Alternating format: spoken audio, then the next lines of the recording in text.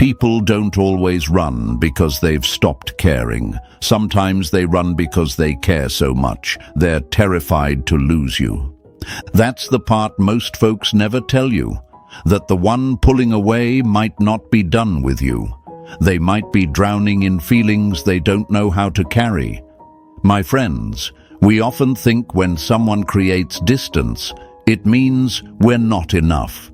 We go into panic mode, we chase, we explain, we try harder.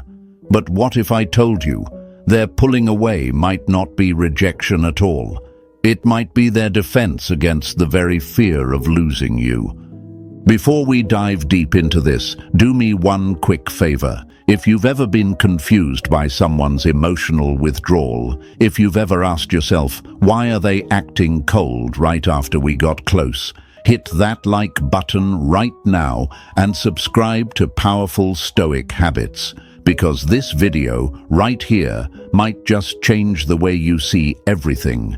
Now imagine this. You're holding a candle in a dark room. It's quiet, still, but the flame is strong. You move your hand a little closer, and suddenly the heat hits your skin. Not enough to burn, but enough to remind you, this fire is real.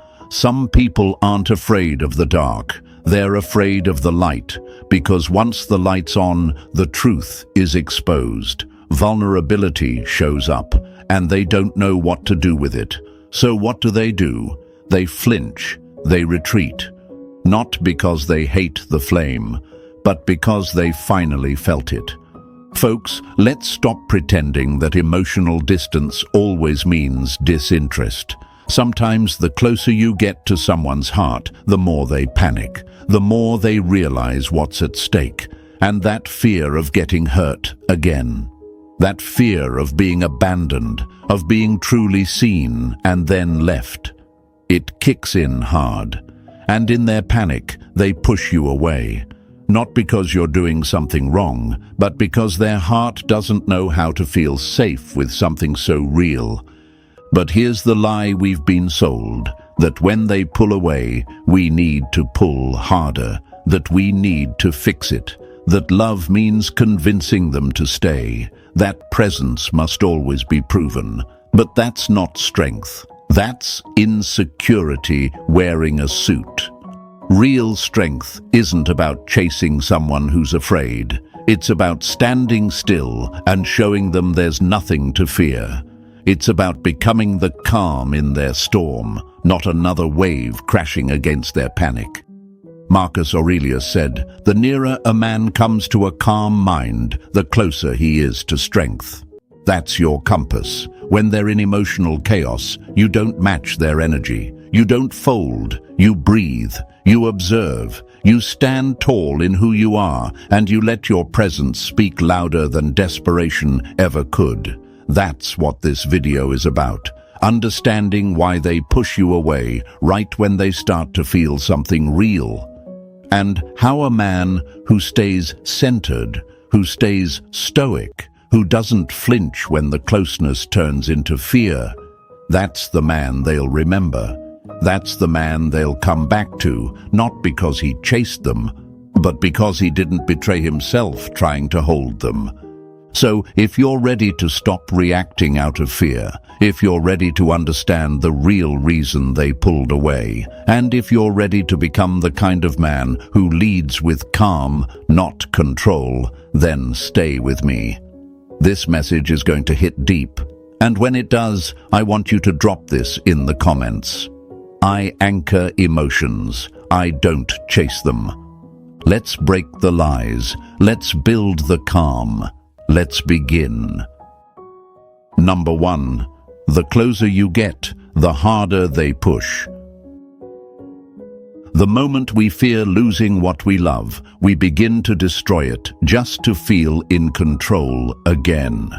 That's the irony of human connection. The more we crave closeness, the more terrified we become of what that closeness might cost us. And that fear, it shows up in silence, in distance, in cold replies.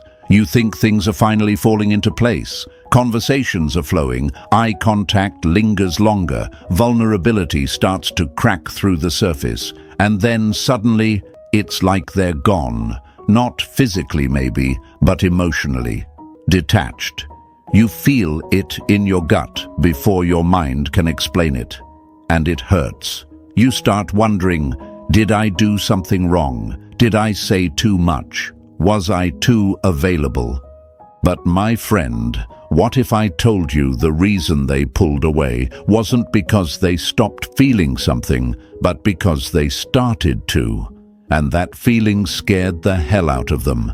Imagine a bird that's been in a cage its whole life. You open the door one day, let it fly free, but as soon as it flaps its wings and tastes that freedom, something strange happens. It doesn't fly far. It circles back, perches near the edge, unsure, because freedom sounds beautiful, until you realize it also comes with risk, with exposure, with no walls to hide behind when storms hit. That's how vulnerability feels to someone who's been hurt, to someone who's cared deeply before and watched that care get shattered. When they start feeling safe with you, when you get too close, it doesn't always inspire comfort. Sometimes it triggers panic. They don't want to lose you. That's not why they're backing off. They're trying to avoid the pain of losing you before you even leave. So they push. They act like they don't care. They test your silence with their own. And it's not because their feelings are gone. It's because those feelings are suddenly too real. And they don't know if they can handle that reality. You might be thinking, but if they cared, why wouldn't they just say it? Why wouldn't they lean in instead of pulling back? That's the trap, brother. You're thinking from your logic, not their trauma. You're measuring connection by consistency, by open communication, by warmth. But for someone whose emotional blueprint includes abandonment, betrayal, or sudden loss, love doesn't always feel safe. Sometimes it feels like a ticking time bomb. And the closer you get to their heart, the louder that ticking gets. Here's what society never teaches us. People don't always react to love with openness. Sometimes they react with fear, and fear makes people do the opposite of what they truly want. It makes them run from the very person they want to be held by. It makes them go silent when they actually want to be reassured. It makes them say, I need space, when all they really want is to know you'll still be there after the dust settles. But here's where most men collapse. They take the pullback personally. They try to fix it. They chase. They explain themselves into exhaustion. And with every text, every call, every desperate "what's wrong?" they unintentionally confirm the very fear the other person was trying to escape. That closeness always comes with pressure. That opening up means being suffocated. And just like that, the flame they were trying to protect, it goes out. So what's the Stoic path? What does a man of emotional strength do when they start to pull away? He doesn't panic. He doesn't beg. He doesn't explain himself to death. He breathes. He observes. He steps back, not to punish, but to protect his peace. He understands that someone else's emotional reaction is not his job to fix, that their distance isn't a personal attack. It's a sign of inner conflict. And rather than throwing fuel on their emotional fire, he becomes the stillness that allows the smoke to clear. Seneca once said, "A gem cannot be polished without friction, nor a man perfected without trials." And make no mistake, this is a trial, a test, not of how much you care, but of how well you can hold your ground when emotions get complicated. This is not about proving your love. It's about proving your strength to yourself. Can you remain whole even as someone you care about creates space? Can you stay calm even when everything in you wants to chase clarity? Because that's what makes you unforgettable. That's what builds trust. Not your ability to say the perfect thing, but your ability to remain centered when things become unclear. Let me ask you this. Are you the kind of man who folds under emotional pressure? Or are you the kind of man who stays rooted, who understands that love is never proven through panic, that respect is never earned through chasing? When they pull back, don't collapse. Don't take it as rejection. Take it as resistance. And your response, that's what defines the next chapter. Will you spiral into overthinking, or will you stand tall in your truth, knowing that if this bond is real, it doesn't need to be forced? This is your reminder. Just because someone pulls away doesn't mean you've lost them. Sometimes it means they're battling something inside that they haven't even shared with themselves yet. And your greatest gift in that moment isn't reassurance, it's presence, calm, consistency, not overreaction.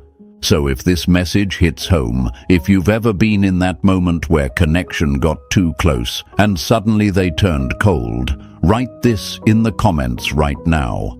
I hold steady when they push. Let the world know you don't fold. Show them, show yourself, show her. Because the storm might be loud, but your stillness, that's what they'll feel long after the noise fades. And stay with me, because next, we're going to expose the truth behind emotional resistance. Why what feels like rejection is often just a scared heart trying to protect itself. And how you, my friend, respond like a mountain, not a wave. Number 2, it's not rejection, it's resistance. Not everything that pulls away is trying to leave. Sometimes it's just trying to protect what it's scared to lose. That's the misunderstanding that wrecks most connections. The moment someone starts acting different, colder, slower, distant, we assume it's about us. We start rewinding every interaction, analyzing every message, dissecting every silence like it's a threat. But what if that distance isn't about disinterest? What if it's not rejection at all, but resistance, a shield, not a sword, a defense, not a goodbye? You've got to understand something, my friend. Emotional resistance is a survival mechanism. It's what people use when vulnerability becomes too real. When someone's heart starts feeling things they can't quite explain, things they've been hurt by before, their first instinct isn't always to lean in. It's to brace, to back up, to test the space. Not because they want out, but because they're terrified of being all in. Picture a boxer stepping into the ring. Even if it's just a friendly spar, they keep their guard up. Not because they hate the opponent, but because the last time they dropped their hands, they got hit hard. That's what emotional closeness feels like to someone who's still healing. They want to trust. They want to feel safe. But the fear says, don't forget what happened last time. So now you're facing their resistance. They're quieter. They're less responsive. The warmth that once wrapped around you feels like it's fading. And the lie creeps in. The one that says, they don't care anymore. But here's the truth you've got to hold on to. They might be pulling away because they care so deeply it's triggering panic. Their silence might be them screaming internally, don't hurt me like they did. And that's where you get tested, because if you start chasing that resistance, if you try to force connection in the middle of their fear, you become the very pressure they were trying to escape.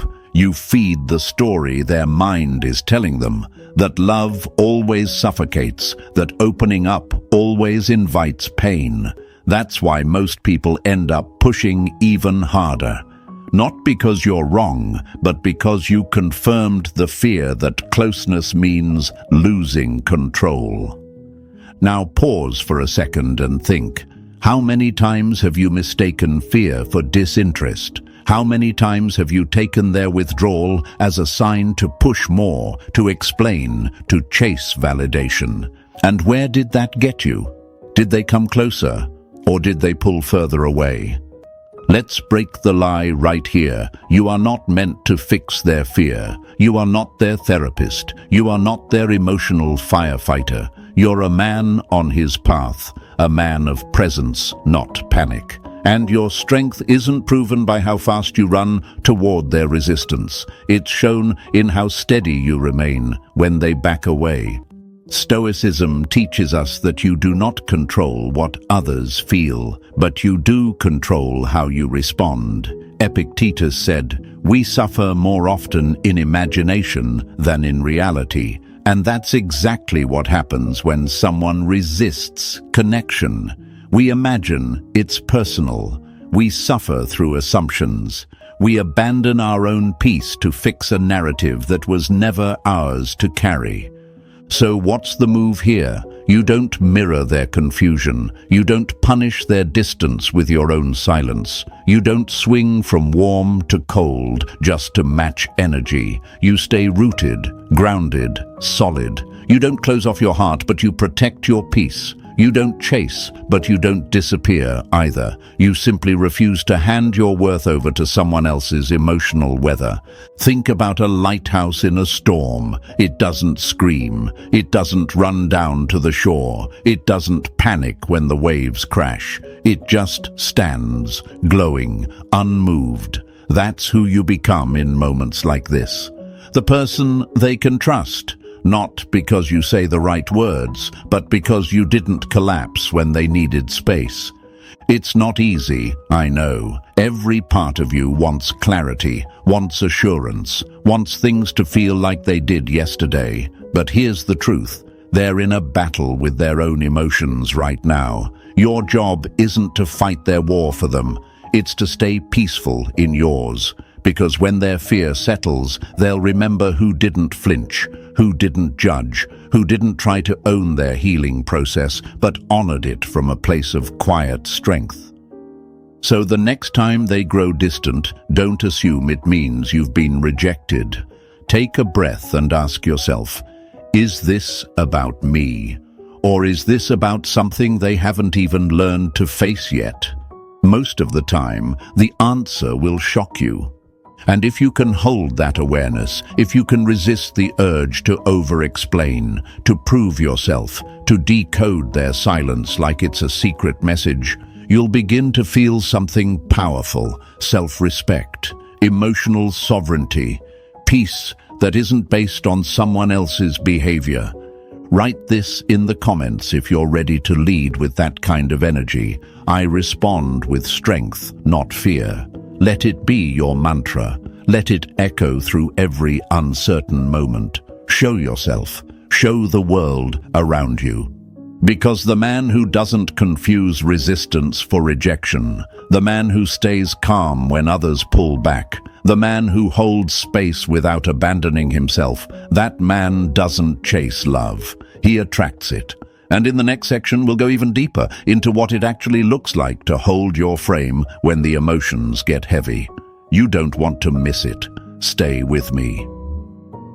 Number 3, you're not meant to fix it. You're meant to hold frame.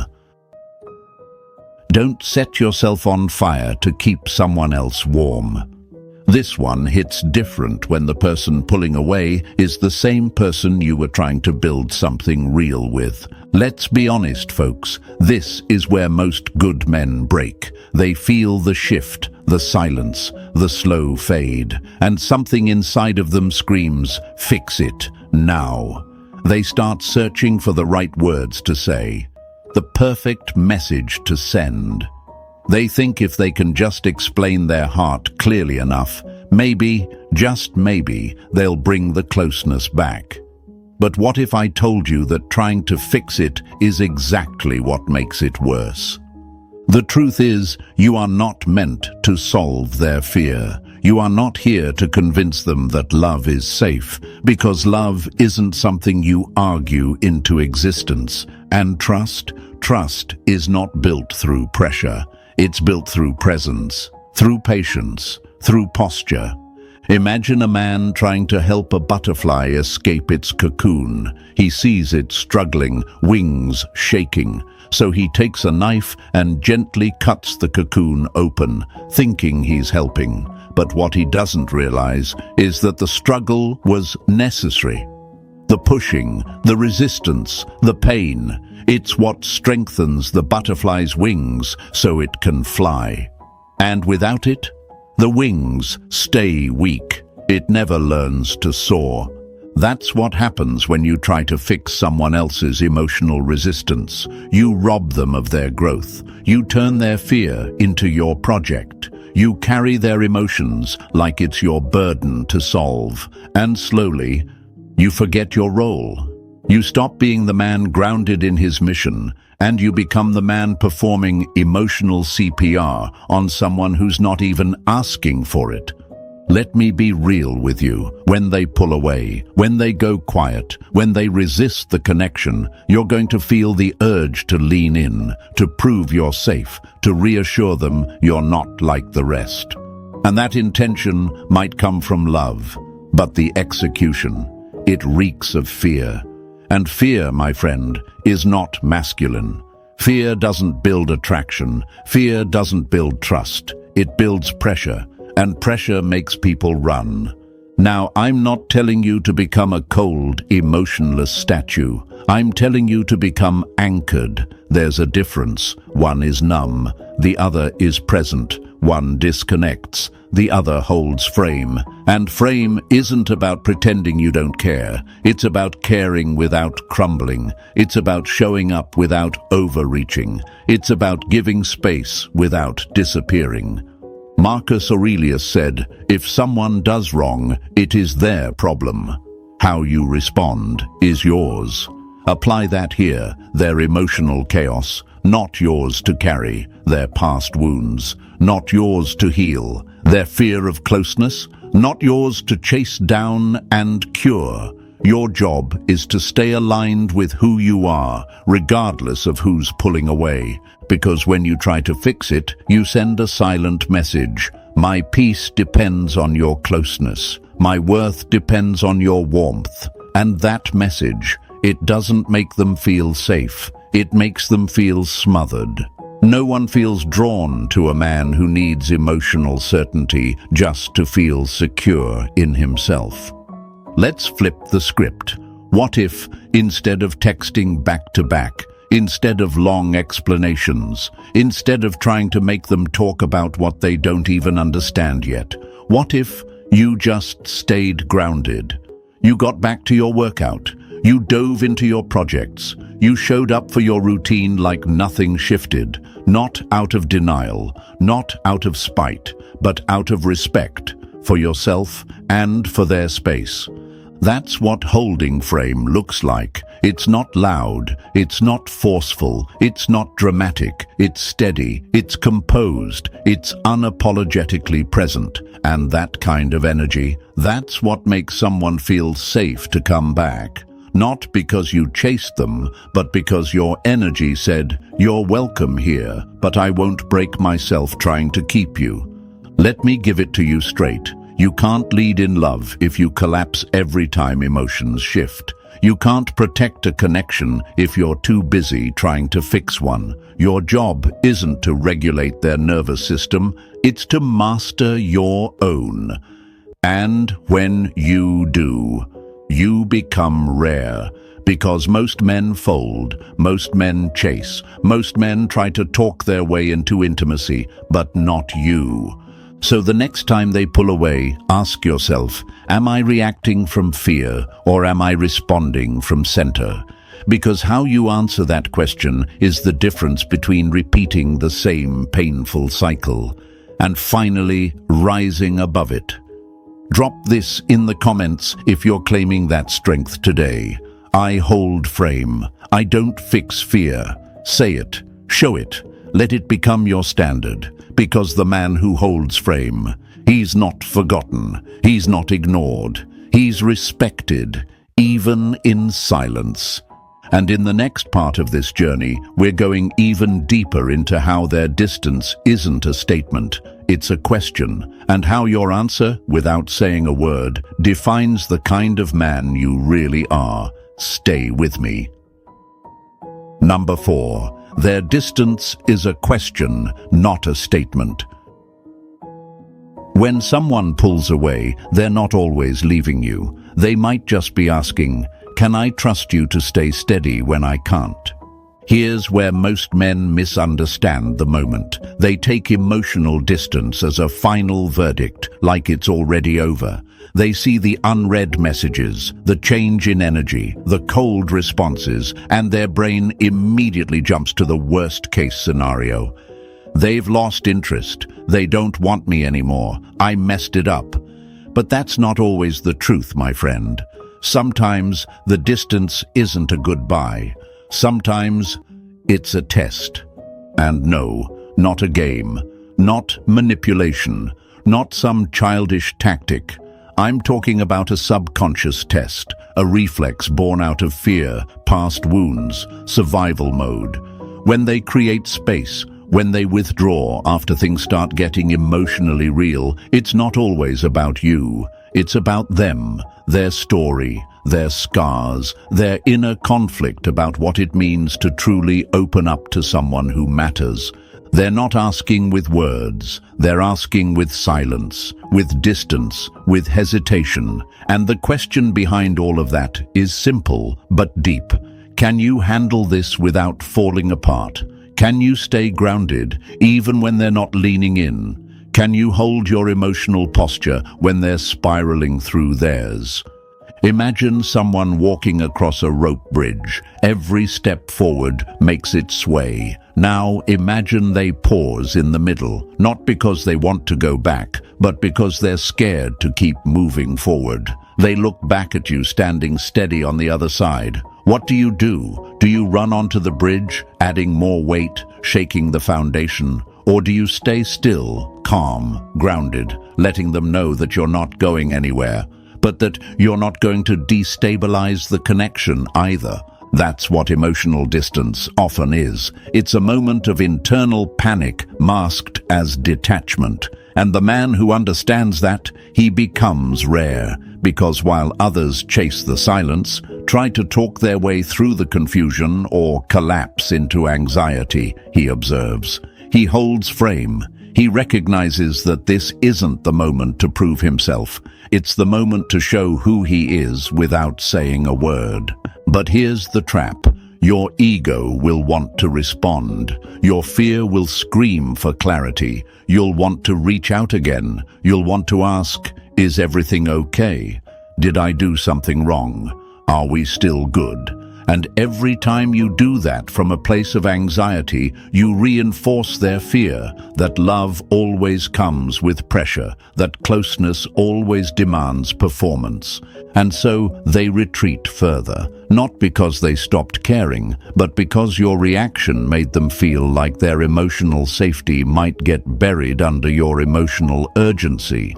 What they need, what they're actually asking, is this. Are you the kind of man who can handle uncertainty without needing control? And that's what Stoicism prepares you for, not just to hold your peace when things are calm, but to protect it when things get uncertain. Because emotional power isn't about knowing everything. It's about staying composed when you know nothing. Seneca said, "He who is brave is free," and bravery in this case means resisting the urge to fix the unknown. It means allowing the silence to speak without rushing to fill it. It means realizing that their distance might not be a door closing. It might be them asking, "Can I feel safe loving you without losing myself?" Let that land for a second. Their distance might not be rejection. It might be a moment of emotional confusion, and your job isn't to decode it. Your job is to not let it decode you. So here's the real power play. You don't chase. You don't vanish. You hold. You return to your habits, your mission, your focus. You send one clear message without saying a word. I care, but I won't lose myself trying to make you feel safe. I'll hold this space. You return if and when you're ready.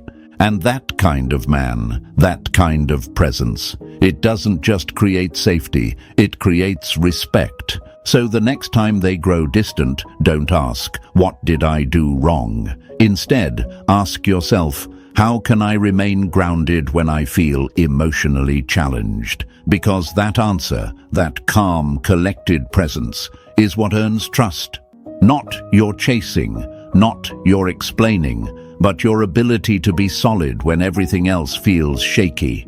If you've ever been in this space where someone pulled back and everything in you wanted to chase, but instead you chose to stay composed, write this in the comments. I stay steady when they question. That's your affirmation. That's your anchor. Show the world what quiet strength looks like. And stay with me, because what we're about to uncover next is how fear makes people act in reverse. Why the more they feel, the colder they become. And how your steady warmth, not forced, not needy, is exactly what melts that armor. We're just getting deeper. Let's keep going. Number 5. Fear reverses logic. Love doesn't always look like tenderness. Sometimes it looks like silence. Sometimes it looks like distance. And the deeper the feeling, the louder the fear. It doesn't make sense at first. The more they feel, the more they pull back. The closer you get, the colder they become. And you're left confused, frustrated, questioning your own reality. You think, wait, weren't we just laughing together last night? Weren't we just opening up, building something real? Then suddenly, cold texts, short replies, silence where there used to be warmth, and your mind spirals. But here's the raw truth most men don't hear enough. Fear doesn't move in straight lines. It doesn't follow logic. And when someone starts to care deeply, when their heart begins to trust again, it doesn't always inspire connection. Sometimes it triggers defense, and that defense shows up looking a lot like indifference. What's really happening? Their emotions are waking up, their heart is starting to stretch, to open, and with that openness comes risk. Old memories come flooding back, times they let someone in and got burned, times they gave their all and it still wasn't enough. And their nervous system, their internal alarm, can't always tell the difference between something real and something dangerous. So they act in reverse. Instead of leaning in, they lean out. Instead of softening, they harden. Not because the feelings are fading, but because the feelings are real. Imagine a wild horse that's been caged for years. You open the gate, you step back, and instead of galloping into freedom, it just stands there, nervous, pacing, watching. Every movement you make feels like a threat. Not because you are one, but because the idea of freedom, of being held again, of running wild, it's overwhelming. That's what love feels like to someone with emotional wounds. That's what you're dealing with. And if you don't recognize the pattern, you'll misread the moment. You'll chase when you should hold still. You'll explain when you should stay quiet. You'll panic when you should breathe. You see, folks, fear is the great shapeshifter. It makes people contradict themselves. It makes them act in ways even they don't understand. One day they're holding your hand tighter than ever. The next day they flinch when you get too close. And it's not a game. It's not manipulation. It's survival. It's their way of saying, I don't know if I can trust this yet. And here's where most men break the frame. They try to compensate. They start doing more texts, more reassurance, more I'm here for you. And the more they give, the more the other person pulls away. Why? Because now love feels like pressure. The very thing that was supposed to be safe starts to feel suffocating, and the connection begins to collapse under the weight of your urgency. But there's another way, A Stoic way, a way that doesn't involve abandoning yourself just to hold on to someone else. You remain calm. You stop trying to fix emotions that were never yours to begin with. You stop assuming that their fear is your fault, and you start realizing that their withdrawal is not a call for more of you. It's a call for your steadiness. It's their soul asking, "Are you strong enough to handle the parts of me that I still don't understand?" Seneca once said, "We are more often frightened than hurt, and we suffer more from imagination than from reality." You need to remember that when they start pulling back. You are not being punished. You are not being abandoned. You are standing in the eye of their emotional storm, and your power is in not reacting. Let their fear play out. Let their emotions rise and settle. Don't chase the wave. Be the shoreline. Still, constant, present, because the moment you start trying to logic them out of their fear, you lose your grounding. You step into their chaos instead of anchoring them in your calm. Think about it. When a child wakes up from a nightmare, they don't need you to explain the dream away. They just need to feel safe again. That's what emotional resistance is. A kind of waking nightmare where closeness feels like a threat. And your job isn't to explain the fear away. It's to remain safe in spite of it. So the next time you feel that emotional shift, the distance, the silence, the reverse behavior, don't rush in trying to fix it. Don't send the paragraph. Don't question your worth. Recognize the pattern, respect the process, and hold the line. If this truth hits home, if you've ever seen someone pull away just when things were getting beautiful, drop this in the comments. I don't match fear. I ground it. Let the world see it. Let yourself believe it. Because the man who doesn't overreact to emotional reversal, the man who stands still while others spiral, that's the man they come back to when the fear fades. And we're not done yet. Because next, we're going to talk about the core desire behind the distance, how they want to feel missed without feeling like they're losing themselves, and how your restraint becomes the mirror that shows them what real safety feels like. Stay with me, the breakthrough's coming. Number 6, they want to matter without losing control. Sometimes people pull away not to forget you, but to find out if you forget them.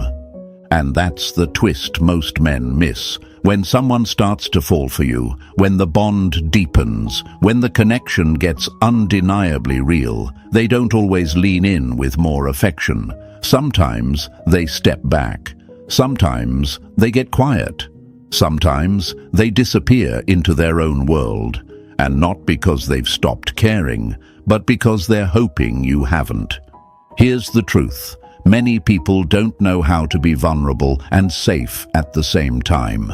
They're used to extremes, either fully guarded or dangerously open. And the moment someone makes them really feel, they don't know what to do with that intensity. They want to know they matter to you, but they don't want to lose themselves in the process.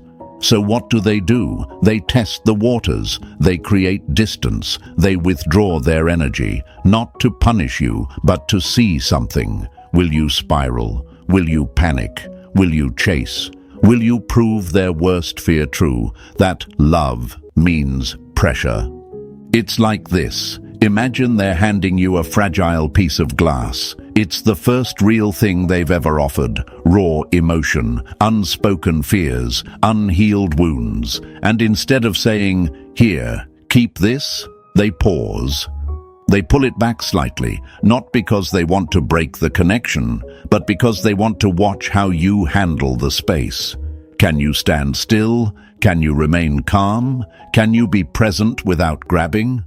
The irony is they don't want to be forgotten. That's not why they're pulling back. They want to know their absence echoes, that if they disappeared for a moment, your respect wouldn't. They want to feel missed, but not chased, desired, but not smothered, important, but not idolized. And most men get this wrong. They confuse this moment with rejection, and so they overreact. They pour out their heart in long texts. They demand clarity. They push for connection. And suddenly, the space they needed becomes pressure.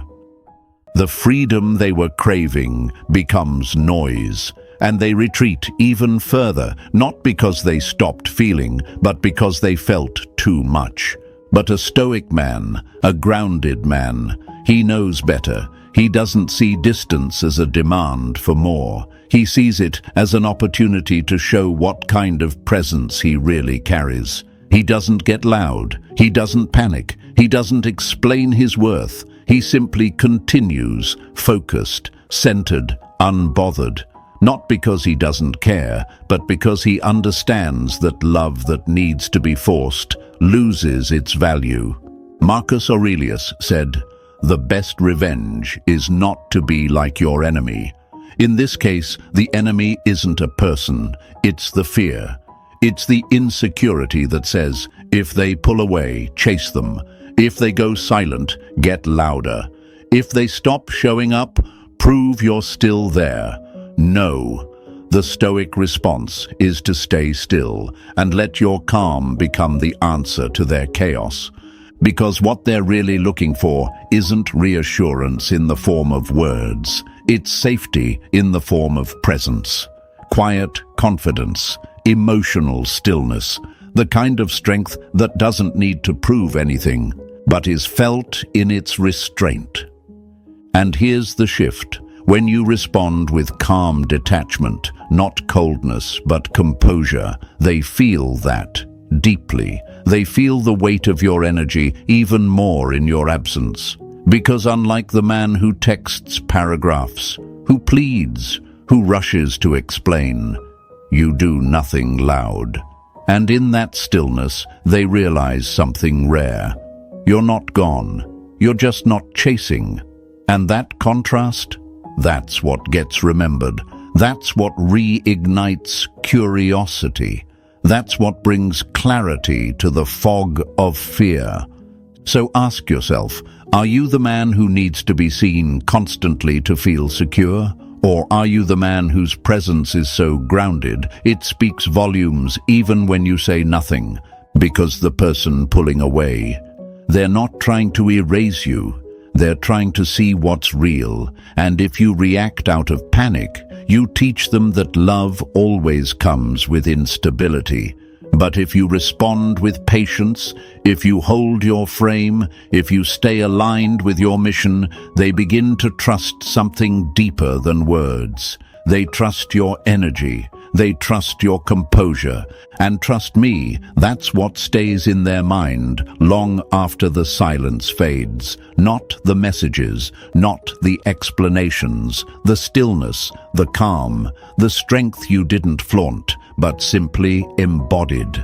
So if you've ever been in that moment where someone pulled back, not to disappear, but to see how you'd handle the absence, write this in the comments. My calm is louder than their fear. Let it be your reminder. Let it be your weapon. Let it be the reason they look back and think, I didn't lose them. I just underestimated their strength. And stay with me, because up next, we're about to talk about the ultimate trap, when their fear becomes your mirror, and how to stay solid without reflecting their doubt. What's coming next is where emotional mastery takes root. Don't miss it.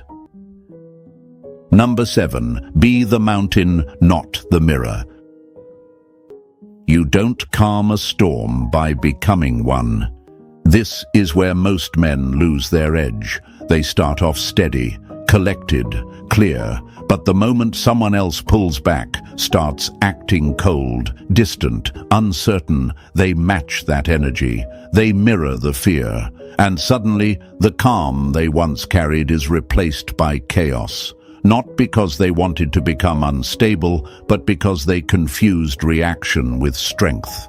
But here's the truth, my friend. You're not meant to mirror their emotional storm. You're meant to anchor it. You are the mountain, not the wave. When someone you care about pulls away, when their behavior shifts, when they test your presence with their absence, it's tempting to retaliate, to give them the same silence, to pull away first, to make them feel what you're feeling. But that's not Stoicism. That's ego. That's you trying to regain power by creating more distance instead of holding your center.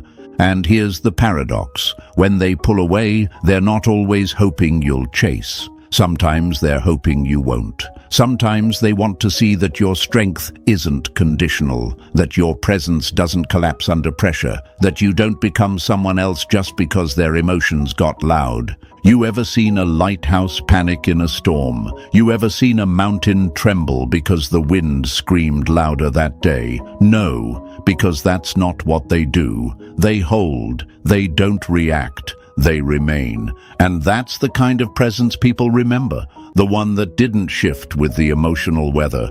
But to do that, to truly be the mountain, you have to let go of the need to be understood in the moment. You have to release the urge to fix, to explain, to beg for clarity. You have to trust that your stillness, your restraint, your calmness is saying everything that needs to be said. It's not about going silent to punish. It's about going still to protect your peace. It's about realizing that if someone needs space, you don't make it a war. You give it without resentment. And if they return to a man who never left his path, never lowered his value, never sacrificed his self-respect for temporary closeness. Because let's be honest, what good is winning someone back if you lose yourself in the process? Marcus Aurelius wrote, "You have power over your mind, not outside events. Realize this, and you will find strength." That's your foundation. You don't control how they act, how they feel, or how long they stay distant. But you do control how you hold yourself.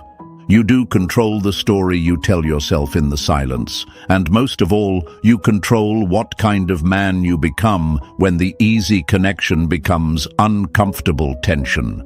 So don't be their mirror, be their contrast. Let them see the steadiness in you that they can't yet find in themselves. Let them witness a man who doesn't flinch when the energy shifts, a man who stays kind, composed and focused. Not because he's unaffected, but because he refuses to betray his growth for a reaction. That's the version of you they'll respect. That's the presence they'll miss. Not the man who begged, who panicked, who changed just to be chosen, but the man who was already whole before they even walked in. And if they return, let it be to the man who didn't move. And if they don't, let them remember the man who didn't have to. If you're claiming that strength today, drop this in the comments. I am the mountain, not the wave, not the mirror. The mountain, unmoved, unshaken, unbothered. If this video gave you clarity, power, or peace, smash that like button, share it with someone who needs this message today, and subscribe to Powerful Stoic Habits so you never lose sight of your path again. You don't rise by chasing people. You rise by mastering yourself. Keep your calm, hold your frame, and I'll see you in the next one.